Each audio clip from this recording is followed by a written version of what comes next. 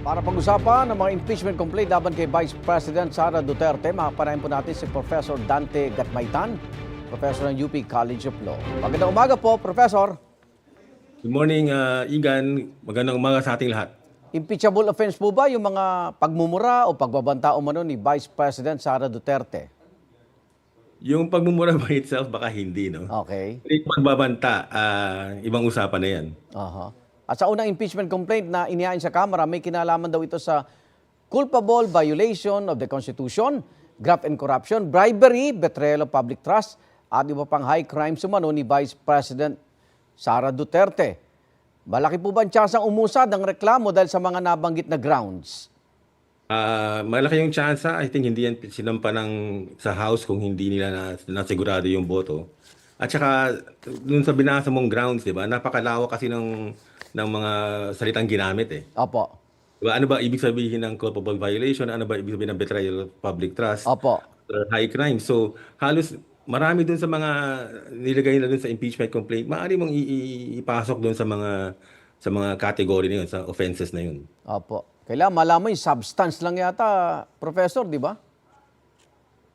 Oo, basta yung nangyari sa ating experience, no, isa lang kailangan nila patunayan dyan eh. Oo. At saka ang dami nilang nilagay na grounds. Opo.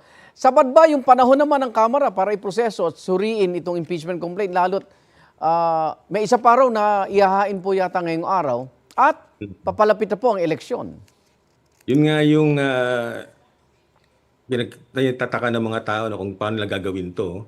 Kasi kung sa House lang, tingin ko pag naka 1/3 vote yan, diretso na yan sa Senado para sa trial. Senado.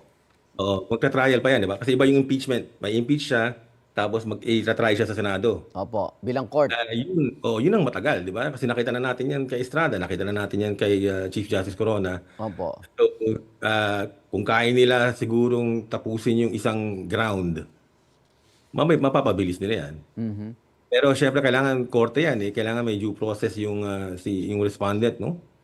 Hindi mo pwedeng madaliin yan, hindi mo pwedeng laktawan yung mga karapatan niyan. Opo.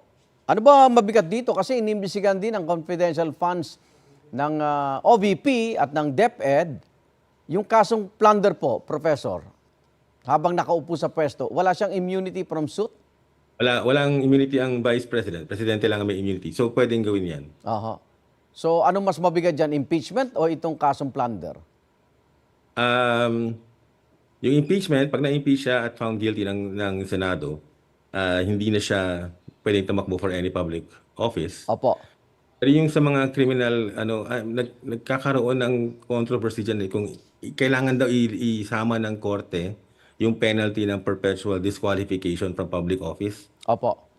So basta nalagay yun, depende sa kung anong kaso yung nahanap siyang guilty, na found guilty siya, pwede siyang prohibit na tumakbo ulit sa Opo. public. Sa parte naman po ng BC, tama pala yung hinala niyang papunta itong impeachment at politika lang po ang lahat ng ito. Pwede mong sabihin yun, dahil lahat naman ng impeachment may politics, di ba? Pero pwede mo rin sabihin na the way yung kinonduct niya yung sarili niya kasi, parang inopen niya yung sarili niya sa impeachment eh. Opo. Di ba yung ayaw mag-participate, yung ayaw sumagot. Aha. Pwede mong sabihin na sinasabi ng iba, violation na ng Constitution, betrayal of public trust kasi as Vice President, kailangan dumaan ka sa proseso. Opo. So may ganung mga arguments na lumalabas. Kailangan accountable kahit sino. Opo. Yes. Ay, maraming salamat, Professor Dante Gatmaitan mula sa UP College of Law. Ingat po kayo. Salamat. Good morning.